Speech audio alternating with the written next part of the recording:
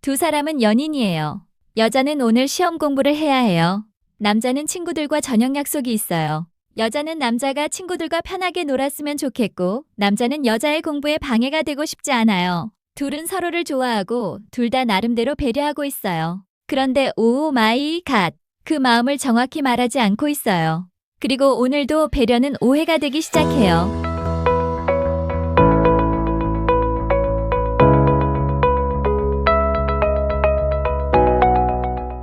나 오늘 시험 공부해야 돼. 헉, 힘내. 나 오늘 친구들이랑 저녁 먹기로 했어. 응, 재밌게 놀다 와. 흐흐. 고마워.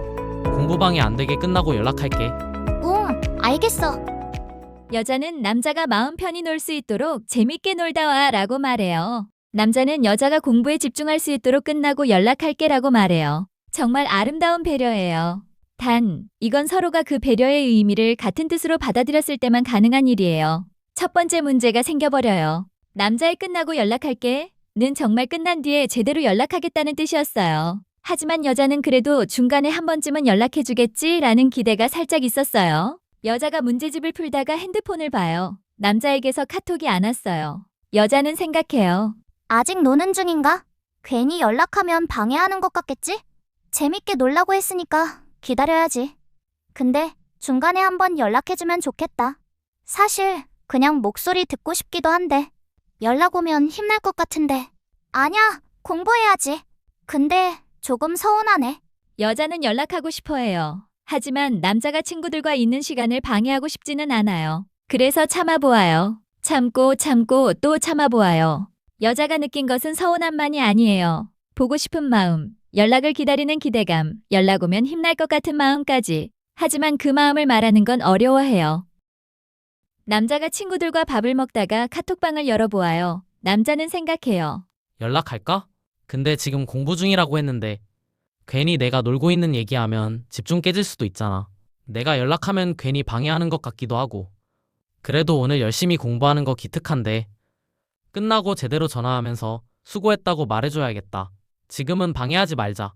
남자는 연락을 안 한 것이 아니에요. 참고 있었던 거였어요.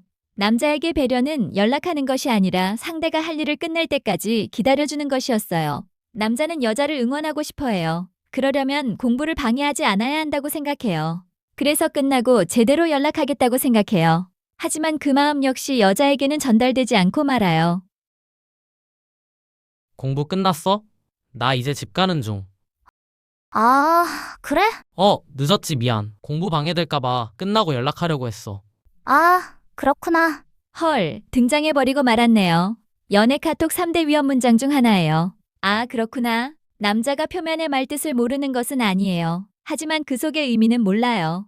공부 방해 안 하려던 건 알겠어. 그 마음은 고맙긴 해. 근데 나는 기다렸는데. 사실 연락 오면 힘날 것 같았는데. 보고 싶기도 했는데. 근데 이걸 말하면 괜히 부담 주는 것 같나? 내가 너무 예민한가? 남자 머리에 비상벨이 울려요. 뭔가 아닌데? 나는 공부 방해 안 하려고 한 건데 끝나고 전화해서 수고했다고 말해주려고 했는데 근데 그걸 미리 말했어야 했나? 아, 어렵다. 혹시 기분 안 좋아? 아니야. 결국 또 나와버렸네요. 두 번째 연애 카톡 3대 위험 문장이에요. 이 문장은 정말 조심해야 해요. 아니야는 진짜 아닐 수도 있지만 아직 내 마음을 나도 잘 모르겠다는 뜻일 수도 있기 때문이에요. 아닌 게 아닌 것 같은데. 그냥 오 마이 갓. 세 번째 연애 카톡 3대 위험 문장까지 나와버려요. 남자는 머리가 복잡해져요. 여기서의 그냥은 말 그대로 그냥은 아닐 거예요. 그냥 연락한다고 해서 기다렸는데 생각보다 너무 늦어서 조금 그러네. 근데 나도 네가 친구들이랑 있는데 뭐. 나는 너가 공부하는데 집중 깨질까봐 연락을 안 하려고 안 한 건 아니야. 응, 그건 알겠는데 연락이 아예 없으니까. 나는 오히려 연락하면 너 공부 못할까봐. 둘 다 틀린 말을 하진 않았어요. 여자는 기다리느라 서운했고 남자는 방해하지 않으려고 조심한 거예요.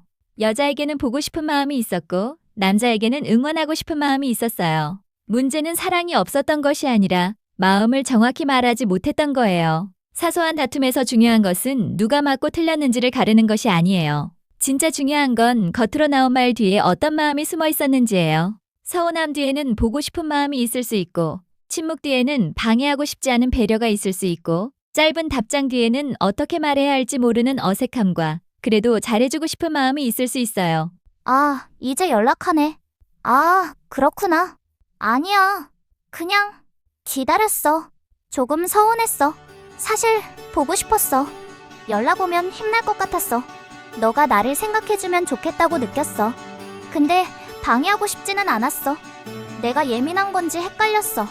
여자의 말은 조금 차갑게 나왔지만 그 안에는 서운함만 있었던 건 아니었어요.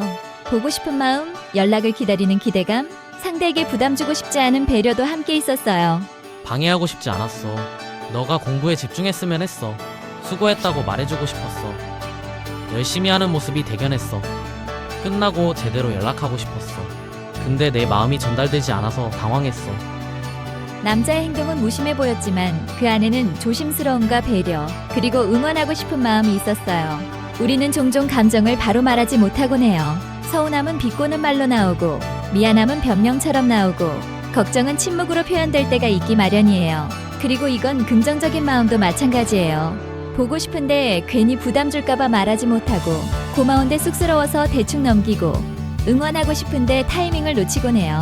그래서 관계에서는 내 감정을 알아차리는 것이 먼저 필요해요. 내가 지금 어떤 마음인지 알아차려야 그 마음을 상대에게 정확히 전달할 수 있어요. 워싱턴 대학교 심리학과 명예교수인 존 가트만은 부부 커플 관계의 갈등에서 첫 3분의 모습만으로도 6년 뒤 결혼 생활이 유지될지 이혼으로 이어질지를 예측할 수 있음을 보여주었어요. 그만큼 갈등에서 대화의 시작은 중요해요. 그렇다면 어떻게 시작할 수 있을까요? 임상심리학자 마셜 로젠버그는 비폭력 대화에서 상대를 평가하거나 비난하기보다 관찰한 상황, 나의 감정과 욕구, 그리고 구체적인 부탁을 표현할 것을 제안하였어요. 특히 그 상황에서 느끼는 감정 뒤에 있는 관심받고 싶거나 배려받고 싶다 등과 같이 자신의 욕구가 무엇인지 살펴본 뒤 상대가 실제로 행동으로 옮길 수 있는 구체적인 부탁의 형태로 전달하는 것이에요. 즉, 상대방이 무엇을 잘못했는지를 지적하는 데 초점을 두기보다 현재 상황에서 내가 무엇을 느끼고 있고 무엇을 필요로 하며 상대에게 무엇을 바라는지를 전달하는 것이에요. 이를 일상적인 대화에 적용해 본다면 같은 서운함도 왜 연락 안 했어? 보다는 연락이 오면 힘이 날 것 같아와 같이 부드럽게 전해볼 수 있어요. 그럼 같은 상황을 조금 다르게 말해볼게요. 우리 다시 해볼까요? 고마워. 공부에 방해 안 되게 끝나고 연락할게. 응? 근데 나 오늘 좀 지쳐서 그런지 연락 오면 힘날 것 같아. 중간에 한 번만 잘 놀고 있다고 말해주면 좋을 것 같아. 아, 오케이. 나도 너 공부 방해될까봐 연락 안 하려던 건데 중간에 한 번은 보낼게. 공부하는 거 힘들 텐데 진짜 고생 많다. 고마워. 그렇게 말해주니까 좋다. 나도 마음 편하게 공부할게. 재밌게 놀아. 사실 아주 낭만적인 대사는 아니에요. 하지만 이건 매우 중요해요. 서로의 마음을 추측하지 않고 내 마음을 말했기 때문이에요. 나 아직 친구들이랑 있어. 공부 방해될까봐 연락 참다가 그래도 말해두는 게 좋을 것 같아서 끝나고 전화할게. 응, 알려줘서 고마워. 연락 와서 좋다. 재밌게 놀고 조심히 들어가.